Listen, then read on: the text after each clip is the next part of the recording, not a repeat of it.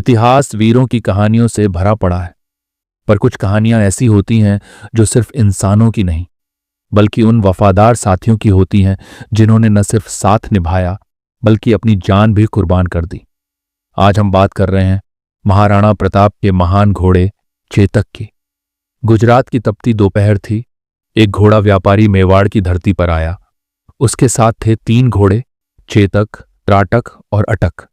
व्यापारी ने कहा, ये घोड़े ताकत और वफादारी की मिसाल हैं। महाराणा प्रताप ने कहा, यह मैं तभी मानूंगा जब खुद देखूं। व्यापारी ने अटक को कसकर बांध दिया, फिर दूर जाकर तेज आवाज निकाली। अटक समझा उसका मालिक संकट में है। वो बुरी तरह तड़प उठा।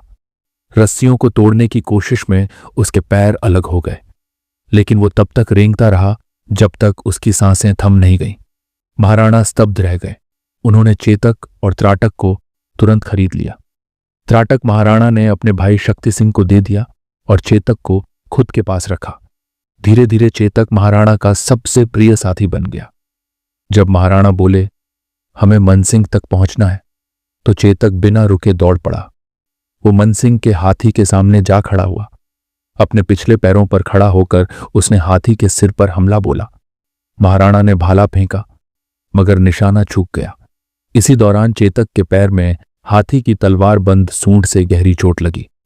घने जंगलों और ऊंचे पहाड़ों में उसकी रफ्तार ऐसी थी जैसे पृथ्वी पर बिजली दौड़ रही हो। सन 1576 हल्दी घाटी का युद्ध। एक ओर मुगलों की 1 लाख से भी ज्यादा सेना, दूसरी ओर महाराणा प्रताप के सिर्फ 20,000 योद्धा। युद्ध के मैदान में चेतक के माथे पर हाथी की नकली सूंड बांध दी गई ताकि दुश्मन भ्रमित हो जाए। चेतक की रफ्तार ने मैदान हिला दिया। अब महाराणा घायल थे। दुश्मन उन्हें चारों ओर से घेर रहा था। झाला मन्ना आगे आए और बोले, राजा को जीवित रहना होगा, मैं आपकी जगह लेता हूं। उन्होंने अपना जीवन बलिदान कर दिया। चेतक, जिसकी टांग बुरी तरह घायल थी, अब भी दौड़ता रहा। रास्ते में एक 26 फीट गहरा नाला आया। महाराणा को लगा अब बचना मुश्किल है, लेकिन चेतक ने अपनी पूरी ताकत लगाई और नाले को पार कर लिया। दूसरी ओर गिरते ही उसकी सांसें हमेशा के लिए थम गईं। तभी वहां पहुंचे शक्ति सिंह। आंखों में पश्चाताप था। भैया, मुझे माफ कर दो। महाराणा ने उन्हें गले लगाया और फिर दोनों भाइयों ने अपने प्रिय चेतक को अंतिम विदाई दी। चेतक वो घोड़ा नहीं, एक योद्धा था, एक ऐसा साथी जिसने आखिरी सांस तक अपनी वफादारी निभाई। आज भी जब वीरता और त्याग की बात होती है तो चेतक का नाम सम्मान से लिया जाता है।